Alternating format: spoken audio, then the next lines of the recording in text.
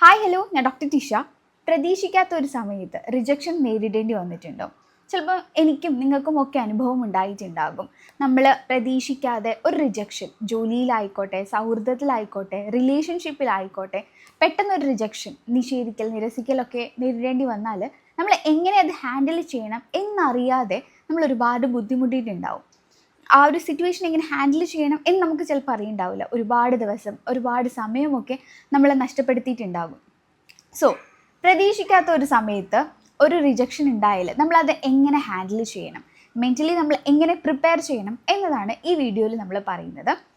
ഇതിൽ ഏറ്റവും പെയിൻഫുൾ ആയിട്ടുള്ളതാണ് ലവ് റിജക്ഷൻ എന്ന് പറയുന്നത്. രണ്ട് രീതിയിൽ നമുക്ക് എടുക്കാം. ഒന്നെന്ന് പറയുന്നത് ഒരാൾ പ്രപ്പോസ് ചെയ്യുമ്പോൾ മറ്റൊരാൾ റിജക്റ്റ് ചെയ്യുക. അതുപോലെ തന്നെ ചിലപ്പോൾ കുറേ നാൾ റിലേഷൻഷിപ്പിലായിരുന്നിട്ട് ഒരാൾക്ക് എന്തെങ്കിലും ഒരു കാരണം കൊണ്ടിട്ട് ഈ റിലേഷൻ മുന്നോട്ട് പോകണ്ട എന്നൊരു തീരുമാനത്തിലെത്തുകയും മറ്റൊരാൾക്ക് അത് അക്സെപ്റ്റ് ചെയ്യാൻ പറ്റാത്തൊരു സിറ്റുവേഷൻ. അപ്പോൾ രണ്ട് രീതിയും നിങ്ങൾ എടുക്കുകയാണെന്നുണ്ടെങ്കിൽ നിങ്ങൾ ശ്രദ്ധിക്കുക. ആദ്യം പറഞ്ഞ രീതി, നമ്മൾ ഒരാളെ ഭയങ്കരമായിട്ട് ഇഷ്ടപ്പെടുന്നു, അത് വൺ സൈഡ് ലവ് എന്നൊക്കെ പറയും.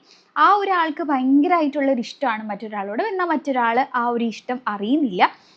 കുറേ നാൾ മനസ്സിൽ കൊണ്ട് നടന്നിട്ട് ലാസ്റ്റ് അയാളോട് ഇഷ്ടമാണെന്ന് പറയുമ്പോൾ ആ ആൾക്ക് താല്പര്യം ഇല്ല എന്ന് പറയുന്നു. മറ്റെന്തെങ്കിലും കാരണം കൊണ്ട് താല്പര്യമില്ല എന്ന് പറയുമ്പോൾ നമ്മൾ ഭയങ്കരമായിട്ട് തകർന്നു പോകും. കാര്യം ഒരാളെ കുറേ നാൾ മനസ്സിൽ കൊണ്ട് നടന്നിട്ട് പെട്ടെന്ന് അയാൾ ഇഷ്ടമായിരിക്കും എന്ന ആ ഒരു മറുപടി ആയിരിക്കും എന്ന് നമ്മൾ മനസ്സിൽ കരുതി പെട്ടെന്ന് ഇഷ്ടം പറഞ്ഞപ്പോഴത്തേക്കും അക്സെപ്റ്റ് ചെയ്യാതെ വരുമ്പോൾ ഉണ്ടാകുന്ന ആ ഒരു മാനസികാവസ്ഥ എന്ന് പറയുന്നത് ഭയങ്കര വലുത് തന്നെയായിരിക്കും.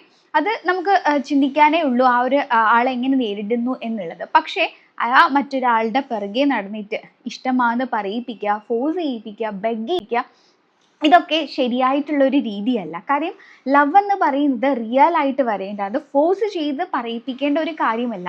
നമ്മൾക്ക് തോന്നിയ അതേ ഇഷ്ടം മറ്റൊരാൾക്കും കൂടെ നമ്മളോട് ഉണ്ടാവണം, എങ്കിൽ മാത്രമേ ആ ഒരു റിലേഷൻഷിപ്പ് പൂർണ്ണമാകുകയുള്ളൂ. അല്ലാണ്ട് ഒരാളുടെ ആ ഒരു ഇഷ്ടം കാരണം മറ്റൊരാൾ ഇഷ്ടപ്പെടണം എന്ന് വിചാരിക്കുന്നത് തെറ്റല്ലേ? അപ്പോൾ അത് ആലോചിച്ച് വിഷമിച്ച് പോവുകയാണെന്നുണ്ടെങ്കിൽ തീർച്ചയായിട്ടും കുറേ പ്രശ്നങ്ങൾ ഉണ്ടാകും നമ്മുടെ ജീവിതത്തിലും, അതുപോലെ മറ്റൊരാളുടെ ജീവിതത്തിലും നമ്മൾ പ്രശ്നം ഉണ്ടാക്കും. അപ്പോൾ നമ്മൾ മാറുക, നമ്മൾ ആ ഒരു ചിന്ത വിട്ടിട്ട് പോസിറ്റീവായിട്ട് ചിന്തിക്കാൻ തുടങ്ങുക. എനിക്കിതിലും ബെറ്റർ ഓപ്ഷൻ വേറെ കിട്ടും, അല്ലെങ്കിൽ എനിക്കിതിലും ബെറ്റർ ആയിട്ടുള്ളൊരു കുട്ടി അല്ലെങ്കിൽ പയ്യനെ കിട്ടും എന്ന ആ ഒരു ചിന്ത നമ്മൾ ഉള്ളിലേക്ക് എടുക്കുക. ആ ഒരു കഴിഞ്ഞത് കാര്യം ജീവിതം അവിടെ കൊണ്ട് അവസാനിക്കുന്നില്ല. മിക്ക ആൾക്കാരുടെയും ആ ഒരു വിചാരം എന്ന് പറയുന്നത് ഇതോടുകൂടി ജീവിതം അവസാനിപ്പിച്ചു, അവർ എന്താ പറയുക, അവൾ അല്ലെങ്കിൽ അവൻ നിരസിച്ചതോടുകൂടി ഞാൻ നല്ലതല്ല, ഇനി എനിക്ക് പെണ്ണ് കിട്ടില്ല, പയ്യനെ കിട്ടില്ല, ആ എന്നൊരു ചിന്തയാണ് നമ്മളെ എന്ത് ചെയ്യുക, ജീവിതം മുന്നോട്ട് നയിക്കാണ്ട് അവിടെ വെച്ചിട്ട് നിർത്തി പോകണം എന്നൊക്കെയുള്ള ഒരു തോട്ട് മനസ്സിലേക്ക് കടന്നു വരുന്നത്. അപ്പോൾ ഈ രണ്ട് കാര്യം ശ്രദ്ധിക്കുക. ലൈഫ് മുന്നോട്ട് എന്താ പറയുക പോയിക്കൊണ്ടേ ഇരിക്കുന്നതാണ്. ഈ ഒരാളല്ല നമ്മുടെ ജീവിതം ഡിസൈഡ് ചെയ്യേണ്ടത്. ഇനിയും എനിക്ക് ബെറ്റർ ഓപ്ഷൻ വരും എന്ന ആ ഒരു ചിന്ത കൊണ്ടുവന്നിട്ട് നമ്മൾ മൂവ് ഫോർവേഡ് ആവണം. മറ്റൊരു കേസിൽ റിലേഷൻഷിപ്പ് കുറേ നാൾ മുന്നോട്ട് പോയി, വർക്കൗട്ട് ആവുന്നില്ല, എന്തെങ്കിലുമൊക്കെ ക്യാരക്ടർ അല്ലെങ്കിൽ ലൈഫ് സ്റ്റൈല്, ജോലി, ടൈം, കുറേ ഫാമിലി കുറേ പ്രശ്നം കാരണം മുന്നോട്ട് പോകുന്നില്ല എന്നുണ്ടെങ്കിൽ മ്യൂച്വലായിട്ട് നിർത്താനായിട്ട് ശ്രമിക്കുക. കാര്യം മുന്നോട്ട് പോകുന്തോറും പ്രശ്നങ്ങൾ ഉണ്ടാവുകയാണ്. ഒരാൾ ഭയങ്കരമായിട്ട് സ്നേഹിക്കുന്നു, മറ്റൊരാൾക്ക് അത് അക്സെപ്റ്റ് ചെയ്യാൻ പറ്റുന്നില്ല എന്നുണ്ടെങ്കിൽ മുന്നോട്ട് പോകുന്നത് കൊണ്ട് എന്തെങ്കിലും അർത്ഥമുണ്ടോ? അപ്പോൾ നമ്മൾ അവിടെ കുറച്ച് പയ്യെ പെട്ടെന്ന് നമുക്ക് നിർത്താൻ പറ്റില്ലെങ്കിലും പതുക്കെ കോണ്ടാക്റ്റ് നിർത്തുക. മറ്റ് എന്തെങ്കിലും ഹോബീസ് ഉണ്ടെങ്കിൽ അതിൽ ഏർപ്പെടുക. അതുപോലെ തന്നെ നമുക്ക് ഓപ്പൺ ആയിട്ട് സംസാരിക്കാൻ പറ്റുന്ന ആരെങ്കിലും ഒക്കെ ഉണ്ടെങ്കിൽ അവരോട് സംസാരിച്ച് മൈൻഡ് ക്ലിയർ ആക്കുക. നമ്മൾ കൂടുതൽ ആ ഒരു എന്താ പറയുക, ആ ഒരു ഓർമ്മകൾ പയ്യെ ഒന്ന് മറക്കുക. കാര്യം വീണ്ടും ഓർക്കുകയാണെന്നുണ്ടെങ്കിൽ നമ്മൾ സങ്കടം വരും. അപ്പോൾ നമ്മളത് പയ്യെ അക്സെപ്റ്റ് ചെയ്തിട്ട് മുന്നോട്ട് പോവുക. ഇതാണ് നമുക്ക് ചെയ്യാൻ പറ്റുന്നത് എന്ന് പറയുന്നത്. അല്ലാണ്ട് ആ ഒരു ബന്ധം മറ്റൊരാൾക്ക് താല്പര്യം ഉണ്ടെങ്കിൽ ഓക്കെയാണ്, പക്ഷേ അയാൾ ഒട്ടും എന്താ പറയുക 100% ഈ ബന്ധത്തിൽ തുടരാൻ താല്പര്യമില്ല എന്ന് പറയുന്നിടത്ത് വീണ്ടും നമ്മൾ പോയിട്ട് ഫോഴ്സ് ചെയ്യുക അല്ലെങ്കിൽ ബെഗ് ചെയ്യുക, ഒന്നുകൂടെ നോക്കാമെന്ന് നോക്കുന്നത് കൊണ്ട് ടൈം വേസ്റ്റ് ആണ്. അപ്പോൾ ഇത്തരം റിജക്ഷൻസ് നമ്മൾ അക്സെപ്റ്റ് ചെയ്യുക തന്നെ ചെയ്യണം. പ്രധാനമായിട്ടും ജോബ് റിജക്ഷനും ലവ് റിജക്ഷനുമാണ് നമ്മുടെയൊക്കെ ജീവിതത്തിൽ സാധാരണയായിട്ട് കണ്ടുവരുന്നത്. ജോബ് റിജക്ഷൻ എന്ന് പറയുമ്പോഴത്തേക്കും നമുക്കറിയാം ഇന്നത്തെ കാലത്ത് ജോബ് ഓപ്പർച്യൂണിറ്റീസ് എന്ന് പറയുന്ന 2-3 പോസ്റ്റ് ആയിരിക്കും ഉള്ളത്. അതിന് അപ്ലൈ ചെയ്യുന്ന ആൾക്കാരെന്ന് പറയുന്നത് ഒരു 1000 പേരെങ്കിലും അപ്ലൈ ചെയ്യും. ഇൻ്റർവ്യൂവിന് സെലക്റ്റഡ് ആയിട്ട് ഷോർട്ട് ലിസ്റ്റ് ചെയ്യുന്ന ഒരു 500 പേരുണ്ടാകും. ഈ 500 പേർക്ക് ചിലപ്പോൾ അവർ വെക്കുന്ന എക്സ്പീരിയൻസ് ഒക്കെ എന്ന് പറയുന്നത് ചിലപ്പോൾ 5 വർഷം 10 വർഷമൊക്കെ ആയിരിക്കും. അപ്പോൾ വെറും 2 പോസ്റ്റിൽ 2 പേർക്കേ അവിടെ കിട്ടുള്ളൂ എന്നൊരു റിയാലിറ്റി നമ്മൾ ഫസ്റ്റ് മനസ്സിലാക്കണം. എല്ലാവർക്കും എല്ലാം കിട്ടണം എന്ന ആ ഒരു തോട്ട് നമ്മൾ എടുത്തു മാറ്റുക. കാര്യം എനിക്കുള്ളത് എനിക്ക് കിട്ടും എന്നൊരു ഇതിലായിരിക്കണം നമ്മൾ ഏതൊരു ജോബ് ഓപ്പർച്യൂണിറ്റി അല്ലെങ്കിൽ ജോബ് ഇൻ്റർവ്യൂ അറ്റൻഡ് ചെയ്യുമ്പോഴത്തേക്കും നമ്മൾ വിചാരിക്കേണ്ടത്. പഠിക്കാൻ കഴിവില്ലാഞ്ഞിട്ടോ അല്ലെങ്കിൽ നമ്മൾക്ക് പെർഫോം ചെയ്യാനായിട്ടുള്ള ആ ഒരു കുറവ് കൊണ്ടോ അല്ല. കാര്യം അവിടെ പോസ്റ്റൊക്കെ വളരെ കുറവായിരിക്കും. അപ്പോൾ അപ്ലൈ ചെയ്യുന്ന എല്ലാവർക്കും കിട്ടണം എന്ന ഒരു തോട്ട് നമ്മൾ ഒരിക്കലും വെക്കരുത്. പക്ഷേ കോൺഫിഡൻ്റ് ആയിട്ട് നമ്മൾക്ക് ചെയ്യാൻ പറ്റുന്ന ഭാഗം നമ്മൾ ക്ലിയർ ചെയ്യുക.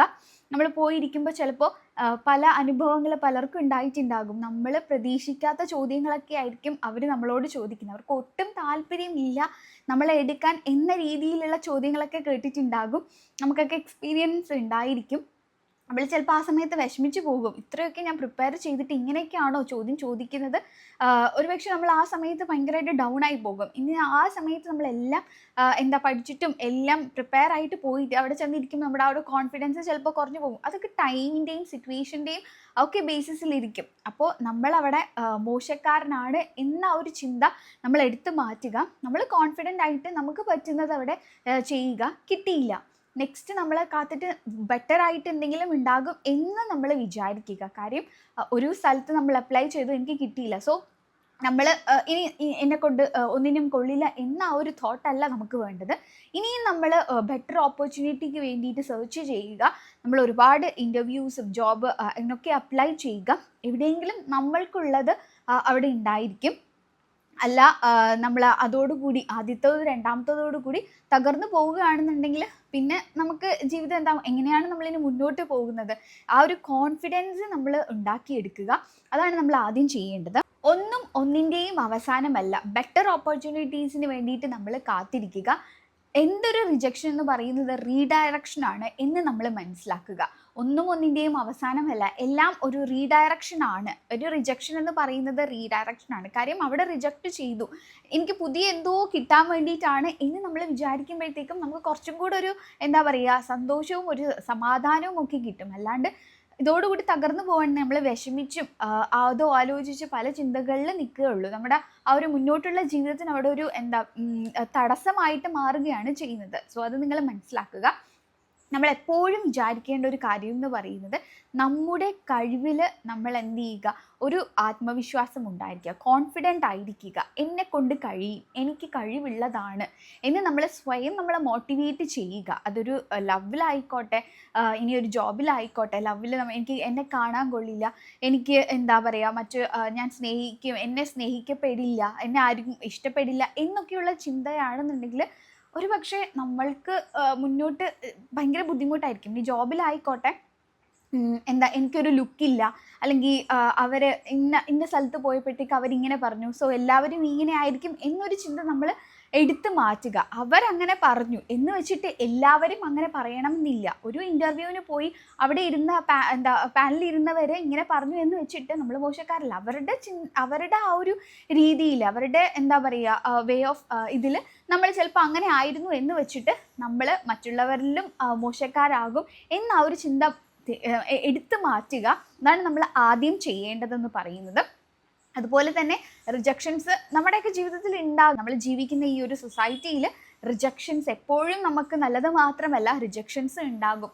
ഒരുപാട് ജീവിത വിജയം കൈവരിച്ച ആൾക്കാർക്കൊക്കെ റിജക്ഷൻസ് ഉണ്ടായിട്ട് തന്നെയാണ് അവർ ഫെയില്യുവർ ടു സക്സസ് തന്നെയാണ് നടന്നിട്ടുള്ളത്. അല്ലാണ്ട് ഒറ്റയടിക്ക് എല്ലാം വിജയിച്ചു നേടിയെടുത്തവരല്ല നമ്മുടെ ചുറ്റുമുള്ള ആൾക്കാരെന്ന് പറയുന്നത്.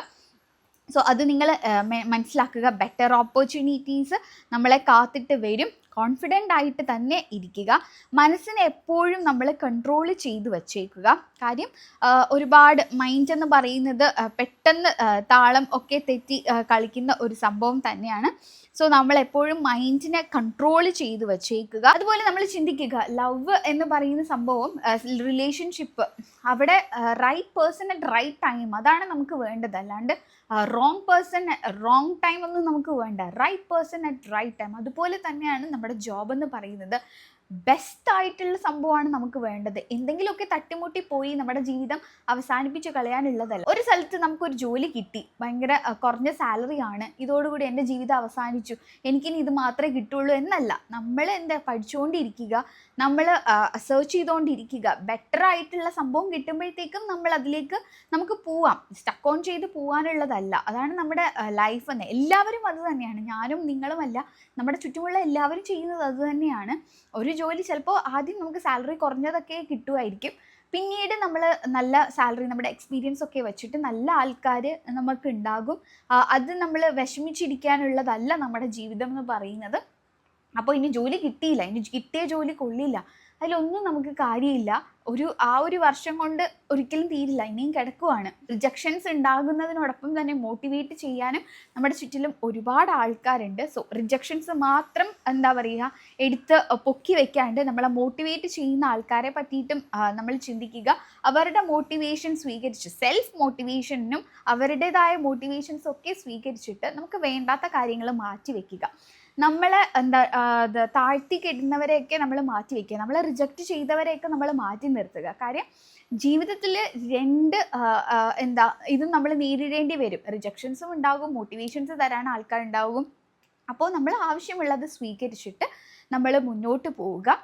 അതാണ് നമുക്ക് ചെയ്യാൻ പറ്റുന്നത് എന്ന് പറയുന്നത്. നമ്മൾ നമ്മൾ സെലക്റ്റീവ് ആയിരിക്കണം എപ്പോഴും. നമ്മുടെ മൈൻഡിൽ എന്തൊക്കെ കാര്യങ്ങളാണ് വേണം എന്നുള്ളത് നമ്മളാണ് തീരുമാനിക്കേണ്ടത്.